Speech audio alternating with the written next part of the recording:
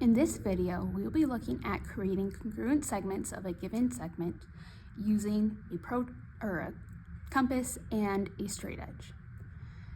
Now, with many of the constructions we will do, you could technically try going about using a ruler or a protractor to measure the things and try and make accurate copies of those. However, we rarely have the precise enough equipment to do that accurately every time. So we're going to be learning how to use a construction to do that more accurately. So what we're going to do is start by looking at our given line. We're going to get a straight edge, so that could be basically anything straight, generally a ruler or the edge of a protractor, and you're going to create a line that should be somewhat bigger than that given segment. You're going to choose one end of that to be your starting place and your frame of reference. Now what we're going to do next is we're going to use our compass to create a measurement of how long that original segment is. How you do that is you're going to look at this point, it's called the point of the compass, you're going to put that on one end of it, like right there. Now you need to change this lead length to make it hit the other end. How you do that is by spinning this part. Now on each compass it might look a little bit different what you're spinning, but it should be something similar to this. You're going to put your point on one end, the lead on the other end.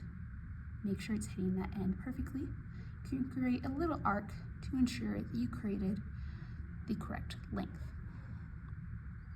Now, without changing your compass at all, you're going to go onto your drawn segment and you are going to put your point on that drawn point and you're going to create a circle.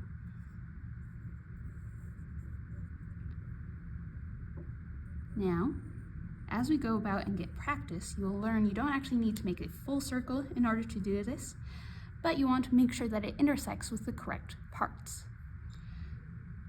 Now, whenever I'm not making a circle, I'm just making an arc instead to show that respective relationship.